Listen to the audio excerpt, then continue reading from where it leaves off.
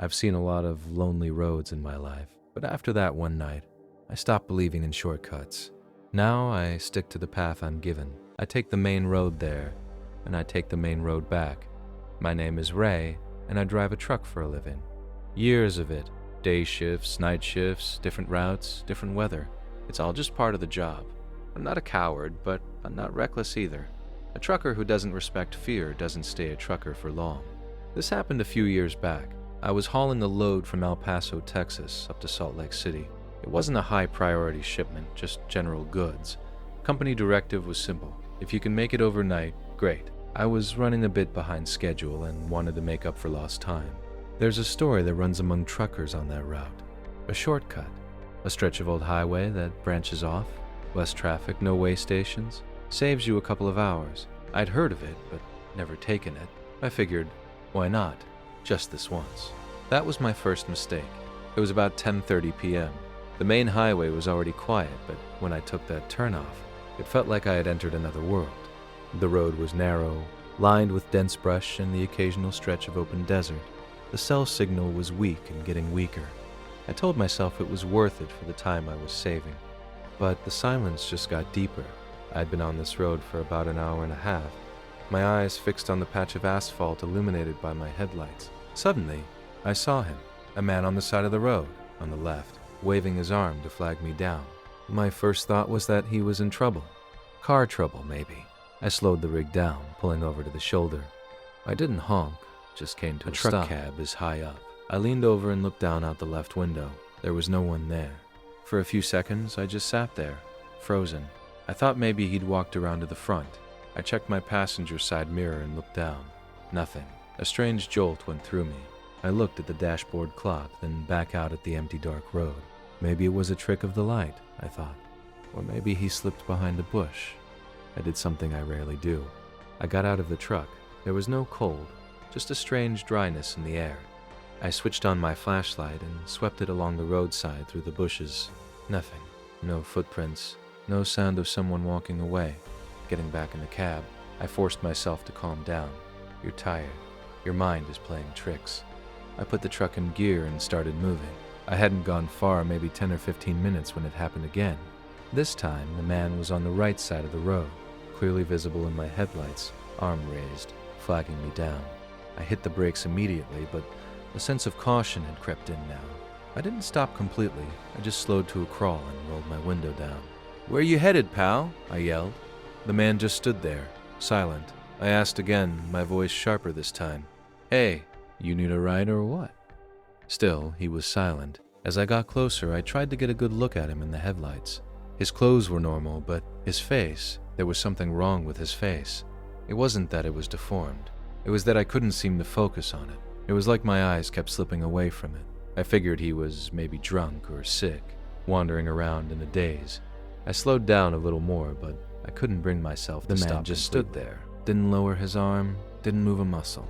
I made my decision. I was not stopping. I floored the accelerator and the truck roared past him. I glanced in my side mirror. He was still standing there on the edge of the road. Okay, I told myself.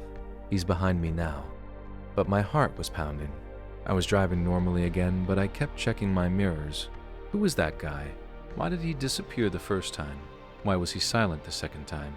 At a sharp bend in the road, I saw him again. This time, he was standing directly in the middle of it. The sight sent a wave of ice through my body. I slammed on the brakes. The truck groaned and shuddered. I laid on the horn, long and loud. Then again, he didn't move. I blasted him with my high beams. I thought for sure he would move, but it was like he was looking right at me and through me at the same time. He was just standing there as if he wanted to stop me, or wanted me to come to him. A couple of logical thoughts flashed through my mind. Was this a new technique for robbers? A gang signal? If I stop, will others come out from the side? I locked the doors. My hands gripped the steering wheel. I rolled the window down a crack and screamed, "Get out of the road! What's your problem?" The man remained silent. But now, something was different. I felt like he had moved, changed his position slightly. Was he closer now, or had I rolled forward? I took a breath and made the only decision that felt right. I was not staying here. How did this person get here so fast anyway? This was not a normal man. I let off the brake, controlled the clutch, and tried to maneuver the truck slowly around his right side. As I passed him, the man seemed to turn with me, just a slight unnatural shift. But for me, it was enough. My hands trembled. I slammed my foot on the accelerator. The truck shot forward, and then I looked in my mirror. The man wasn't there. I looked again. The road behind me was completely empty. That was the moment my heart told me what my mind was refusing to accept. This was not normal. I was driving, but the real battle was happening inside my head, trying to make sense of the impossible. I was trying to reason with myself. Maybe it was a different person each time, just wearing similar clothes. Maybe it was a trick of the light. Maybe I was just tired. But the facts didn't line up. I stopped the first time, the man vanishes.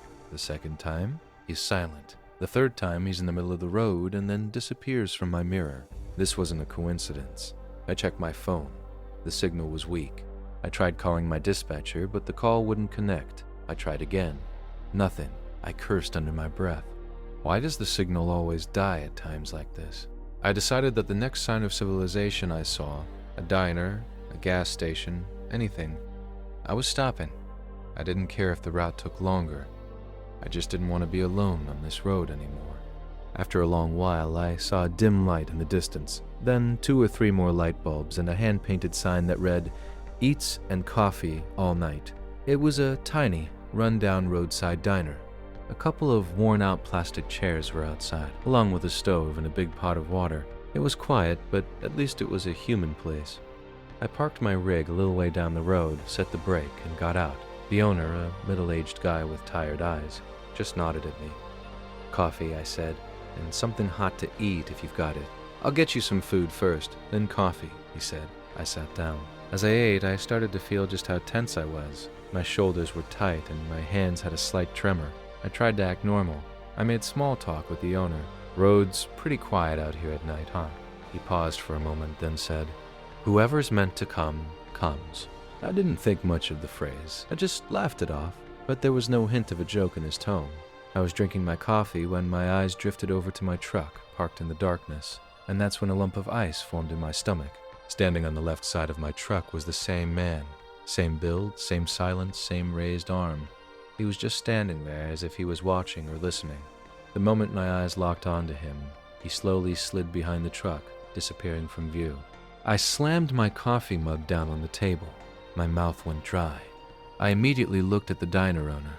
"Hey, who is that?" The owner looked at me, then toward my truck. "Who?" "The guy," I said, my voice strained. "The guy who was standing by my truck, just now." He was quiet for a few seconds. Then he just said, "Sometimes strays wander by. Dogs too. You just sit and drink your coffee." He cut the conversation short as if he had no interest in talking about it. I looked back at my truck. I couldn't see anything. A strange thought entered my mind. If the diner owner can't see him, then who am I seeing? I stood up. "Where are you going?" the owner asked. "I'm going to check on my truck," I said. I walked toward it, my steps cautious. I checked behind the rig. Empty. I checked the left and right sides. Empty. I switched on my flashlight. Still empty. But I wasn't relieved, because I knew what I had seen. It was perfectly clear. I went back to the diner. My gut was telling me to spend the night right here. I decided I would sleep in my truck, but parked right next to the diner. At least there was a person nearby, a light, a known place. I locked the doors, drew the curtains, and lay down. But sleep doesn't come easy when your mind keeps replaying the same image over and over. That man by my truck, hiding. I checked my phone. The signal flickered between 1 bar and none. After a few failed attempts to make a call, I gave up. Eventually, I drifted into